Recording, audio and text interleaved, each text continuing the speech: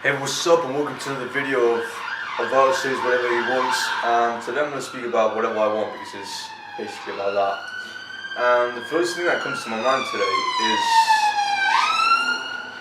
always add value to people's life. So it can be as easy as just smiling at someone. You can even try this as an experiment. You can go up to someone, or don't go up to someone, just see if you make eye contact with someone, just smile and see what happens. If that person receives the love and likes it, then you've added value to that person's life. So it can be as easy as that, although that is quite challenging for people who are shy, like me. But you should always try to add people's value, add value in people's lives.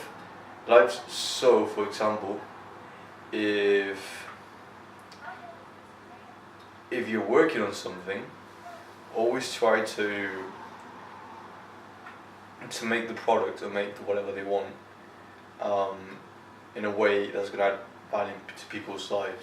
So completely opposite to what I'm doing right now, or maybe not, because you might benefit from the ideas that I express right now. I don't know if you can tell, but because I've had an exam today and I've been out and I haven't been very expressive, I haven't been talking to everyone, and the way I've been carrying myself lately, because I'm in uni and because I'm being a bit of a fag, is a little bit more down and not talking to everyone. So even my voice is more stifled, it's not opened up, and my mannerisms aren't as extroverted and gregarious and all this type of things, which I have been like that for a very long time, just because I was in uni for a year and I was just traveling and meeting a lot of people and doing a lot of very cool stuff.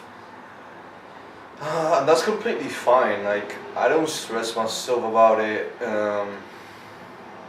too much, because I know I'm gonna have maybe in a month or less than a month's time, a week or two of just immersion where I'm just gonna go out every single day, and I'm just gonna meet so many people. I'm just gonna really push out my comfort zone, and then it's gonna sort of fix itself. I'm gonna stay there for a time after that. But it is true that if you are starting to live in a way where you have a more harmonious, holistic lifestyle, you should try to incorporate a little bit of this kind of lifestyle into your life. So, for example, for me, in my case, as I'm in uni, maybe you can see a girl walk past behind me, because I'm in campus. I should approach a few girls a day, just to get myself out of my head. Just to make new acquaintances, to meet new people. I've met a lot of very, very cool people just doing that, and I've had very cool experiences and stories that I can relate to some other times, just talking up to random people. So that was cool. Yeah, I have a really hot girlfriend. I don't know if I should say this, and she's actually a redhead. I say ginger, because it's the perfect little tease that you can use, and I use it with her constantly, and it is what it is.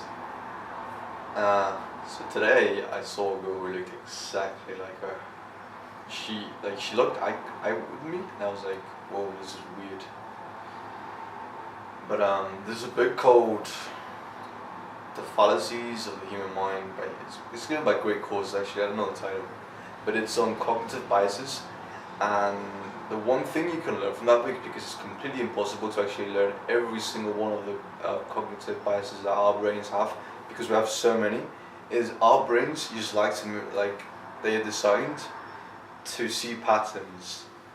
So, and the reason they are designed to see patterns is because that has been a advantageous evolutionary adaptation that our brains have implemented. So it has made sense to that to happen. But in a real world where we live now, we make sense and we make patterns out of things which don't necessarily, even though they correlate, they don't necessarily imply causation, if you know what I'm saying. So that is that. Man, I'm really jealous of my family. Look at this. He's been having pizza and Coca-Cola every single day I see him, and he's more ripped than me, like he's so ripped. So yeah, I don't know how that works. So,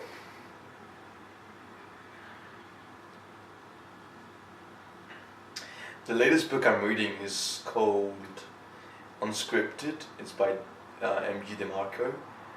And I really hate how I'm not able to fully express myself right now. It's very annoying.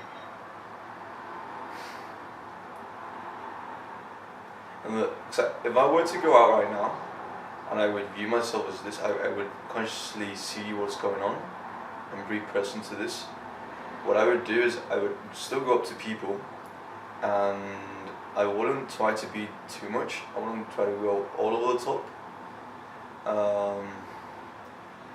I would try to conserve my energy, but I would still just step a little bit out of my comfort zone, just a little bit, and do that a few times. And as Tony Robbins says, which right now Tony Robbins is a little bit on my blacklist. My grandfather, who passed away, he was one of the people in the world which I revere the most. He used to say, like, he's on my list. Anyway, Tony Robbins.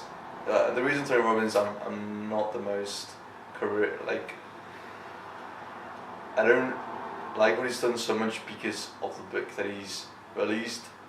It's called Money, which is very average, to say the least, which might help some people, but I feel like it's a book which, if you want to become financially independent and actually really strive and do really well and strive for excellence, is a book you don't want to read.